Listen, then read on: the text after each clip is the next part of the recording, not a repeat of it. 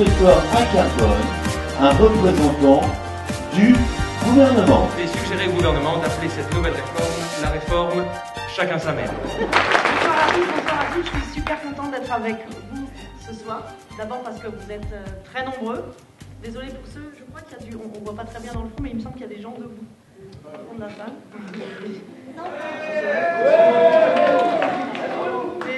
Oui, bravo pour cette salle pleine. Et puis je suis très contente aussi parce que j'ai grandi dans le coin à 40 minutes d'ici, à Tournefeuille. Donc, très fière d'être ici dans une salle pleine, très fière des Toulousains, des Haut-Garonnais. J'en ai profité pour passer voir mes parents juste avant de repartir demain matin. Et quand on est arrivé ce midi avec Manon, ma collaboratrice qui est là, vous savez, j'avais oublié comment il y avait du vent ici. Hein,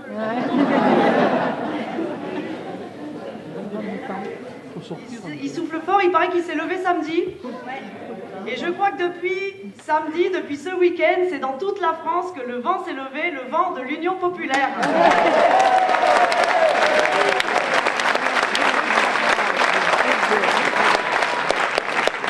Des dizaines de milliers, voire une centaine de milliers dimanche entre Bastille et République. Est-ce qu'il y en a parmi vous qui étaient là? Oui. J'imagine que comme moi, vous êtes regonflés à bloc. On sent bien hein, que là, nos vents sont regonflés à bloc pour cette dernière ligne droite de campagne. Les sondages, bon, les sondages c'est les horoscopes, mais quand ils nous mettent à 15%, on a envie d'y croire à l'horoscope. Hein, c'est comme pour le vrai horoscope. Hein. Toutes les réunions publiques, comme celles qu'on fait ce soir, il y en a d'autres ailleurs, eh bien, elles sont pleines, que ce soit dans des petites villes ou des villes plus importantes, que ce soit avec Jean-Luc Mélenchon ou sans Jean-Luc Mélenchon. La petite tortue Mélenchon, on sent qu'elle tient le rythme et qu'elle avance tranquillement, mais sûrement, et qu'on est en très bonne voie, avec en ligne de mire le 10 avril, puis le 24 avril.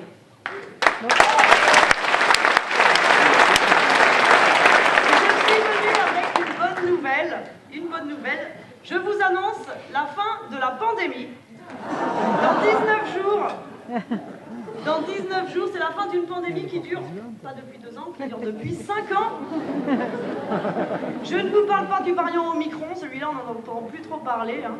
Mais je vous parle du variant Macron, ce satané virus, un variant bien plus coriace et bien plus visqueux. Pernicieux. Puisque aussi, pourquoi pas, que le variant Omicron. Et dans 19 jours, par le bulletin de vote Jean-Luc Mélenchon, vous pouvez vous débarrasser du virus Macron.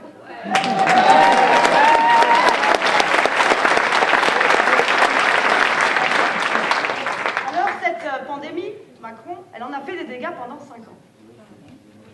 Pendant 5 ans, Emmanuel Macron, ça a été Bois des Robins. Vous avez Robin des Bois qui prend dans la poche des riches pour donner aux pauvres, et Bois des Robins, c'est Robin des Bois inversé, qui prend dans la poche des pauvres pour donner aux riches.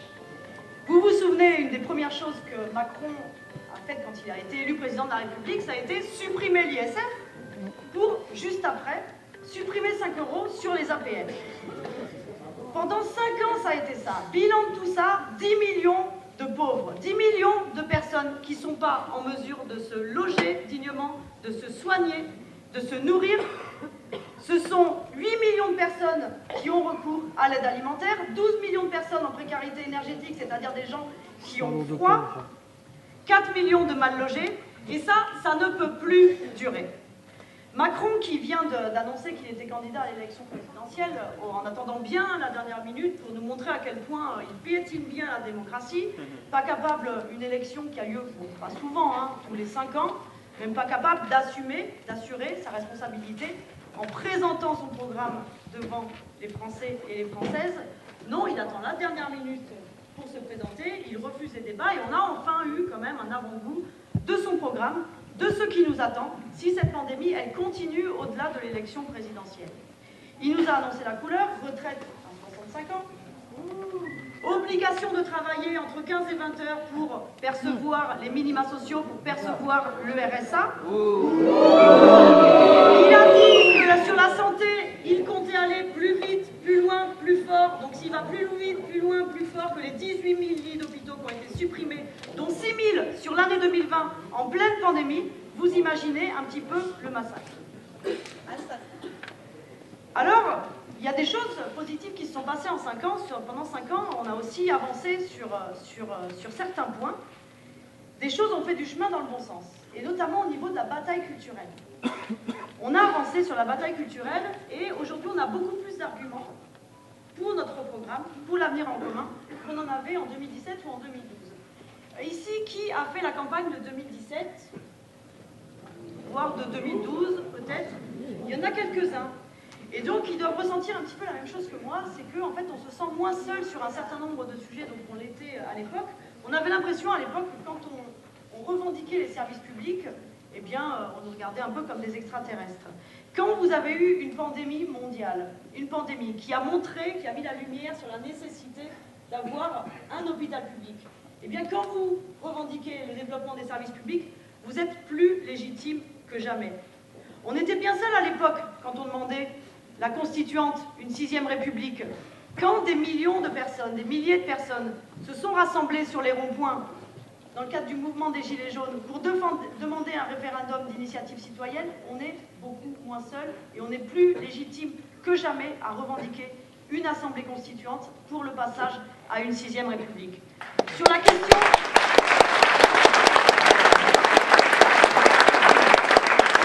écologique, on est aujourd'hui plus légitime que jamais à demander, à revendiquer, à proposer une bifurcation écologique quand vous avez un rapport du GIEC régulièrement qui vous annonce qu'on va droit dans le mur, quand vous avez un glacier de la taille de l'Irlande qui est en train de se balader dans la mer, qui s'est détaché, on est plus légitime que jamais quand on propose la bifurcation écologique. Gramsci, qui, comme je te l'ai déjà dit, c'est toi, François, qui m'a fait découvrir Antonio Gramsci. D'ailleurs, si Gramsci vous intéresse, je vous propose un petit bouquin qui coûte 4 € aux éditions Fakir et qui s'appelle « Remporter la bataille des idées », qui est très court, très synthétique, et qui vous explique donc que pour le préalable à la conquête du pouvoir, c'est la conquête des idées, nous dit Gramsci. Et pour conquérir le pouvoir, il faut d'abord conquérir les idées, il faut conquérir les têtes. Alors, comme je vous le disais, on a gagné sur la bataille des idées. Vous avez certainement fait l'expérience d'être en repas de famille ou d'être avec vos collègues et d'avoir quelqu'un qui vous dit « mais en fait, on n'est vraiment pas en démocratie, et puis de toute façon, la justice... » Merci. On n'est pas en démocratie. À l'inverse, si je crie trop dans le micro, n'hésitez pas à me faire signe aussi. Vous avez certainement donc eu l'occasion pendant un repas de famille ou en discutant avec des collègues d'avoir... le sentiment en fait que nos idées elles ont gagné du terrain, où les gens vont vous dire bon bah la justice c'est une justice de classe, Macron c'est le président des riches, finalement on n'est pas vraiment en démocratie. Et là vous vous dites mais c'est pas possible, il a lu l'avenir en commun là cette nuit ou quoi, qu'est-ce qui s'est passé? Et là vous lui demandez bon bah tu vas voter pour qui toi le 10 avril? Qu'est-ce qu'il vous répond? Je vais pas voter. Vous dites qu'il va voter Mélenchon, il vous répond je vais pas voter. En même temps, on les comprend, tous ces gens qui se disent à quoi bon se déplacer pour aller voter, quand on a vécu un quinquennat à l'époque déjà de Sarkozy, on a voté Hollande en se disant que ça allait être différent de Sarkozy, puis on a voté, pas moi, on a voté Macron en se disant que tiens, ben voilà, là c'était ni droite ni gauche, et puis que ça allait peut-être réellement changer, et à chaque fois, il n'y a rien qui change dans les conditions de vie des gens. Et donc le principal adversaire qu'on va devoir affronter, d'ici le 10 avril, c'est ce sentiment que à quoi bon aller voter et... Je vais avoir celui-là alors. Ça sera mieux. C'est mieux comme ça? Oui.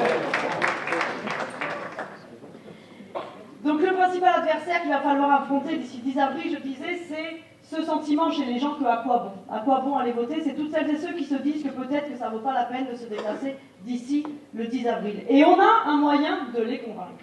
Le meilleur moyen de les convaincre, c'est déjà de parler de ce qu'ont fait les élus de la France Insoumise pendant 5 ans, en étant dans l'opposition, dans le cadre contraignant de la 5e République. Je pense aux 17 députés de l'Assemblée nationale qui, depuis le premier jour...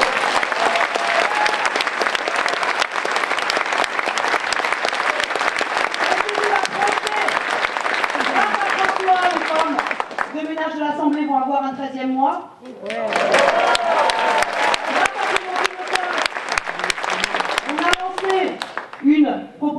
loi sur l'endométriose. Il y a encore du chemin à faire, mais le sujet a été mis à l'ordre du jour de l'agenda parlementaire. Et surtout, s'il n'avait pas été là, eh bien l'opposition, elle aurait été bien faiblarde. Tout ça dans le cadre contraignant de la Ve République, avec en face une majorité absolue de députés En Marche qui votaient comme des soldats. Je ne citerai pas aussi également l'action de toutes et toutes les élus de la France Insoumise qui sont dans les assemblées délibérantes, que ce soit dans les conseils municipaux, dans les conseils régionaux, les conseils départementaux, qui également ont prouvé que c'était possible d'arracher des victoires. Et je crois que ça, c'est le meilleur argument, en fait. Le meilleur argument, c'est de dire, regardez ce dont on a été capable, alors même qu'on était dans l'opposition, qu'on était dans un cadre contraint, imaginez ce qui pourrait se passer si on prend le pouvoir par les urnes le 10, puis le 24 avril. Ça peut être exceptionnel, on peut renverser la table.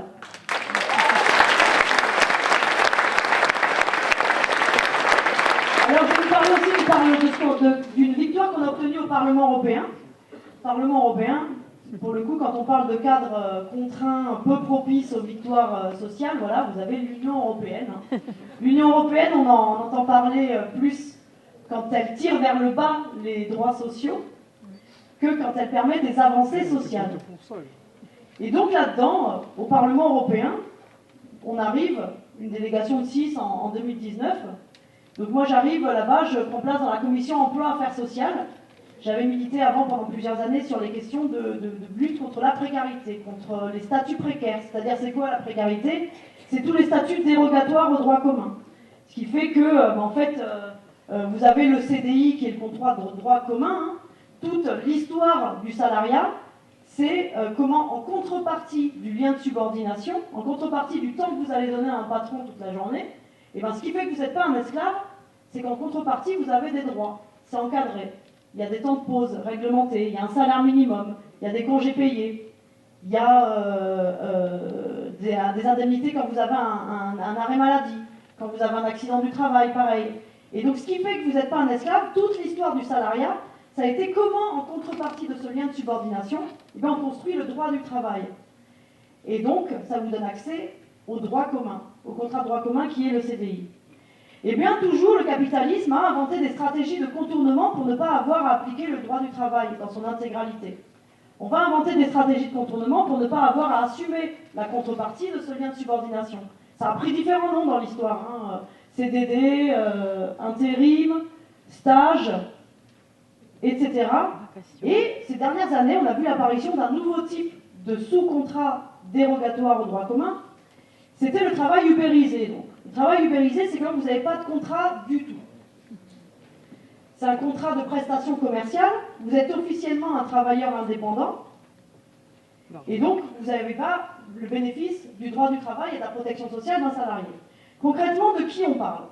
Concrètement, on parle de ces livreurs de repas à domicile, à deux roues, qu'on a vu pendant le confinement. Leur situation a été mise en lumière pendant le confinement, et la grande précarité de leurs conditions de travail, quand, alors même qu'on était tous confinés chez nous, que les restos étaient fermés, les rues étaient désertes, eh bien vous aviez, peut-être pas à Carbone, hein, mais à Toulouse, les livreurs de repas à domicile qui continuaient de parcourir les rues. Donc, et là, donc, on s'est rendu compte que bien, ces gens travaillaient, donc étaient soi-disant essentiels. À l'époque, hein, Macron avait dit que seules les activités essentielles devaient continuer d'exister. Et donc sans contrat de travail, sans aucun droit, qui livraient de la nourriture mais qui n'avaient pas de quoi se nourrir eux-mêmes, et qui, pendant qu'ils attendaient que leur téléphone sonne pour aller faire une course, faisaient la queue au camion des Restos du Cœur pour avoir un sac de nourriture. Les travailleurs ubérisés, ça va être aussi les chauffeurs Uber, donc les VTC, qui ont cru au narratif des plateformes qui leur disaient qu'ils allaient pouvoir être des entrepreneurs, des chefs d'entreprise, et que pour ça, il fallait qu'ils investissent dans une voiture, qu'il fallait qu'ils s'endettent pour payer une voiture, qu'ils prennent un crédit, et puis qu'après, au final, qu'ils se retrouvent à devoir conduire pendant 65 heures par semaine pour à peine rembourser le crédit et pas avoir assez de quoi nourrir leur famille et payer leur loyer. Donc c'est tout ça, mais pas uniquement. Ça va aussi être des secteurs de l'économie qui sont tout d'un coup touchés par ce phénomène-là, Il y avait il y a quelques jours Cédric O, qui est le secrétaire d'État aux affaires numériques, qui se félicitait qu'il y avait un nouveau type de livreur. C'était pas les livreurs de pizza, c'était les livreurs de médicaments.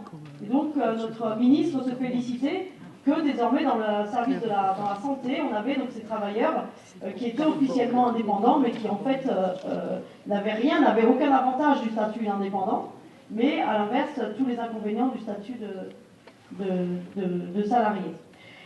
Donc ça, c'est le monde rêvé de Uber et de Macron, en fait.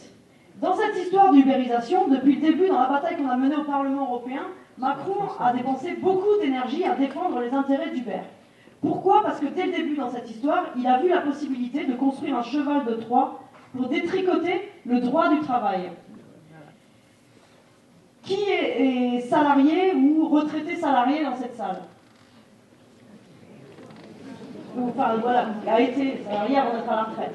Non, parce que je dis ça, la dernière fois, en fait, j'étais à Saint-Hilaire-de-Brémas, près de Nice, et il y avait une réunion, ils étaient pas aussi nombreux que vous, hein, c'était une réunion en petit comité, et j'ai posé la question, qui est salarié? Et en fait, personne n'a levé la main. Je me suis dit, mais il n'y a que des patrons ici. Et en fait, non, c'est parce qu'ils étaient retraités. Ils étaient tous médecins. Donc bon, il y en a, vous êtes un certain nombre. Et donc, l'ubérisation demain, c'est comme si vous continuez d'avoir les inconvénients du statut de salarié, c'est-à-dire que ce qui est embêtant quand vous êtes salarié, quand on est salarié, c'est que bon, il y a un patron au-dessus de nous, quoi, qui nous sanctionne, qui nous contrôle, qui nous dirige. C'est un peu chiant.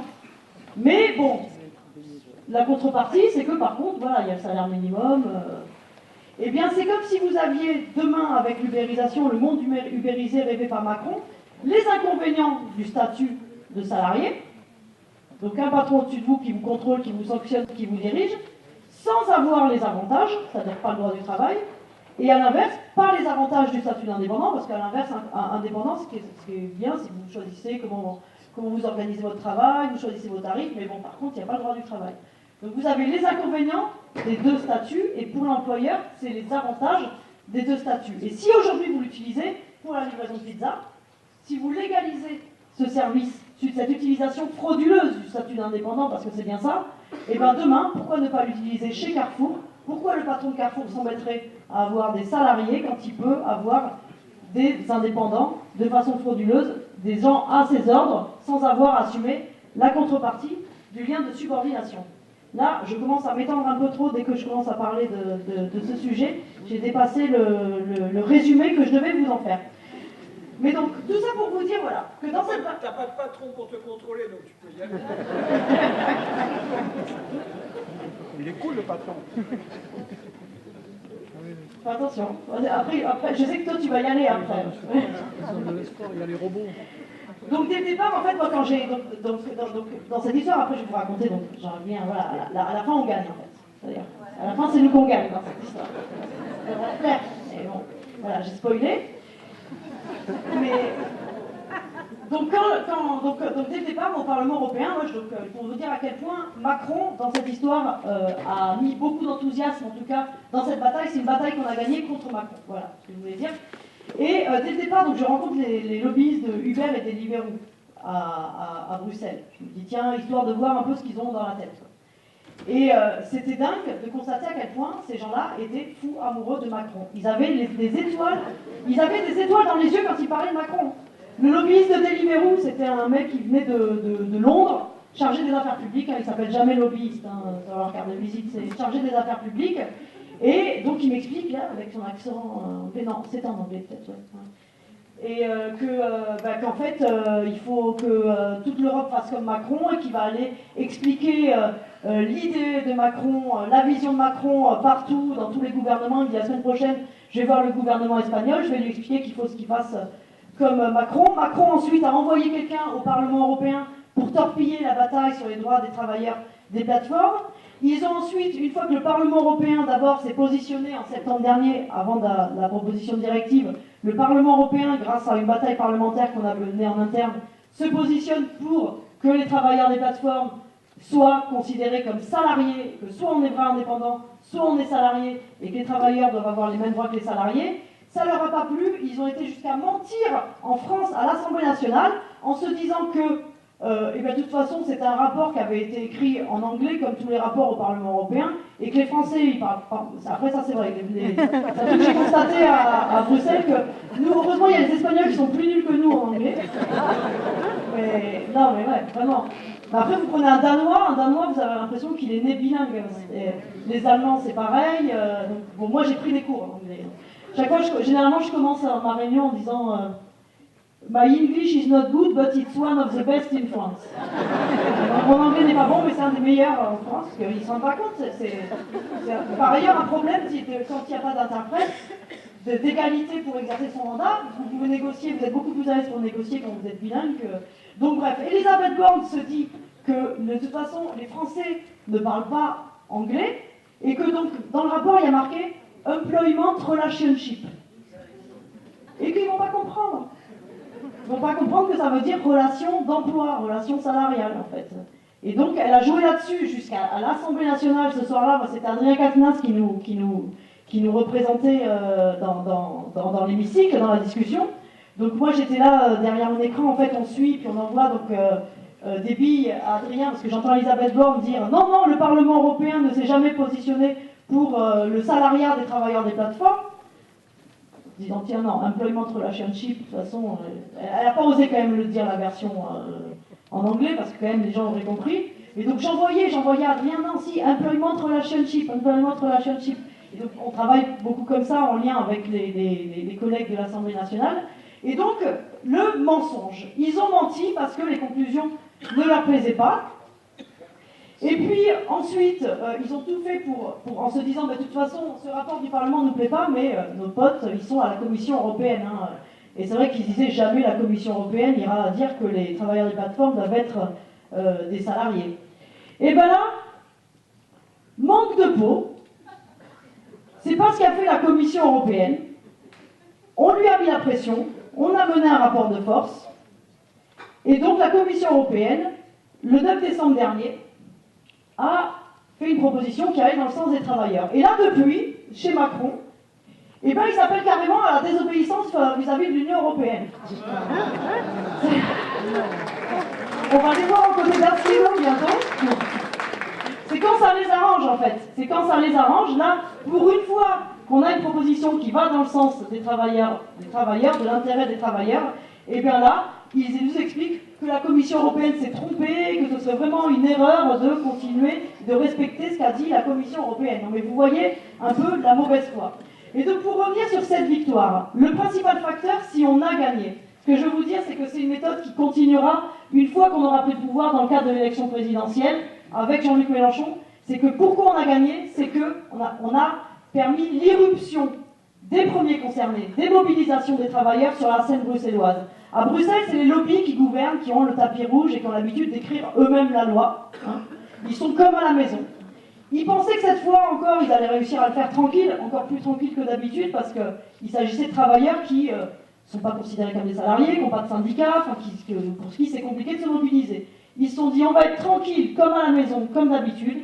Et ben manque de peau, on a construit un lobby populaire, le lobby des travailleurs. On a fait venir à Bruxelles des livreurs, des chauffeurs Uber, venus de 18 pays, quand vous avez 150 travailleurs venus de 18 pays de l'Union européenne, qui se confrontent à la Commission européenne, qui viennent régulièrement et qui disent « Eh, la Commission européenne, attention, quand vous allez écrire votre proposition de directive, il n'y a pas que les lobbies qui vous regardent, mais il y a aussi nous, les travailleurs. » On a permis de renverser comme ça le rapport de force. La mobilisation des travailleurs qui a fait irruption sur la scène bruxelloise a été plus forte que les millions d'euros qu'ils pouvaient mettre chez Uber.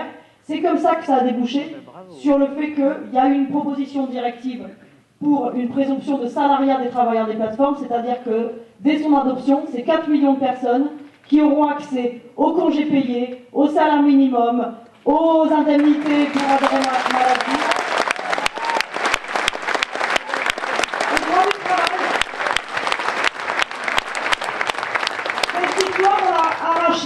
On l'a arraché dans un contexte qui était hostile. Il n'y avait pas plus hostile. Pour autant, on l'a arraché cette victoire. Imaginez ce dont on serait capable en accédant au premier tour, puis au deuxième tour de l'élection présidentielle. Imaginez si on gagne.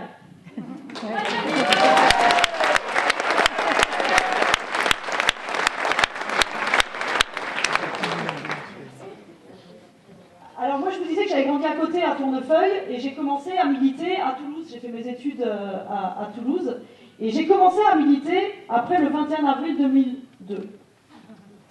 Donc il y a 20 ans. Bon, je suis toute jeune. Oui, il y a 20 ans. Je les fais pas, non?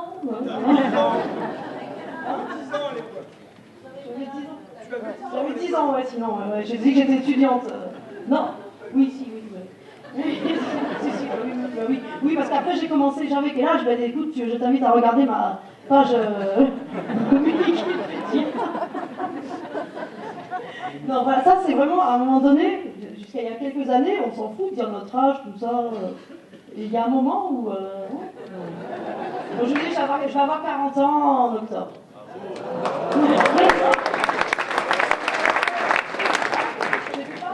Tu peux le dire plus fort?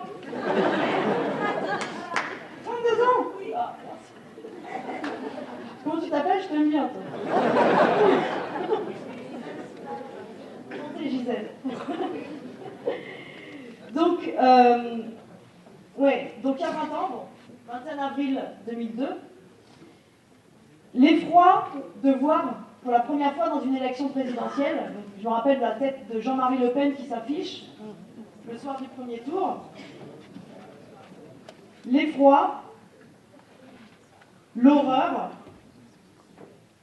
comme pour beaucoup de gens, hein, peut-être un peu plus, étant donné le prénom et le nom de famille que je porte. C'est vrai qu'après le lendemain, on se balade dans la rue, on paranoïe un peu, on se dit oula, attends, il y en a.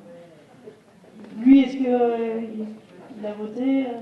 Il voudrait que je prenne un avion et que je parte ailleurs ou, bon. Après, bon, pour tout le monde, globalement, on est dans une situation où on est paralysé. Et on se dit, bah, tiens, voilà, non, l'important c'est de faire barrage, faire barrage, faire barrage. Et depuis le 21 avril 2002, à chaque fois, on essaye de nous imposer le même scénario. Parce qu'à chaque fois, on sait que quand il y a l'extrême droite en face, eh ben, les gens, ils arrêtent de réfléchir. Automatiquement, ils vont faire barrage. Et donc comme ça, c'est bien pratique, on n'a pas à exposer un programme, on n'a pas à exposer un projet. Et là, clairement, Emmanuel Macron, il compte clairement là-dessus, comme il l'a fait la dernière fois. C'est pas parce qu'il est chef de guerre hein, qu'il a traîné pour se présenter officiellement à l'élection, pour accepter de présenter son projet vis-à-vis des autres candidats. Et donc là, on a encore le risque de nous faire confisquer un débat sur quel projet on veut pour la France pour les 5 années qui viennent. La seule fois où on nous demande notre avis, tous les 5 ans, ça encore, on veut nous le confisquer en nous mettant l'extrême droite au deuxième tour de l'élection présidentielle. Il y a une autre alternative. On nous disait il y a quelques mois hein, que tout était foutu. Ça paraissait assez évident, hein, le second tour Macron-Le Pen. Maintenant, on sent que ça change. Grâce à la sorte tortue Sagace qui avance. L'idée, c'est plus seulement d'être en tête de la gauche. Ça, l'objectif, il paraît dérisoire. Mais c'est vraiment de changer la face du deuxième tour. De changer la face du paysage politique. Est-ce qu'on veut un deuxième tour où on va parler d'immigration, où on va parler de religion, ou est-ce qu'on veut confronter les projets? Est-ce qu'on veut parler d'égalité? Est-ce qu'on veut discuter de si on veut la retraite à 65 ans ou à 60 ans? Si on veut faire bosser gratuitement les bénéficiaires du RSA, ou si on veut une garantie dignité à 1063 € pour toutes les personnes, pour leur permettre d'être au-dessus du seuil de pauvreté? Est-ce qu'on veut un débat où on discute de notre proposition de construire 200 000 logements sociaux par an, de la sécurité sociale du logement, de la possibilité d'un repas gratuit et bio pour chaque enfant à la cantine, de l'augmentation du SMIC, du blocage des prix des produits de première nécessité? Je ne vais pas vous dérouler tout le programme, hein. Il est là. Ceux qui ne l'ont pas lu, il est disponible au fond. De toute façon, il est en ligne maintenant. Mais en tout cas, c'est ça l'enjeu. Et c'est pour ça que d'ici le 10 avril, ou dans les 19 jours qui restent, tout est possible, la dynamique est de notre côté, mais il va y avoir besoin de tous et de toutes. Pas une voix ne doit manquer. On est passé de très peu du deuxième tour la dernière fois en 2017. Là, cette fois, le seuil de qualification pour le deuxième tour est plus bas, mais on sait que chaque voix compte, chaque voix est importante, et pour ça, il y a vraiment besoin de tous et de toutes dans les 19 jours qui nous restent, Parce que face au virus Macron, l'antivirus, c'est le vote Mélenchon.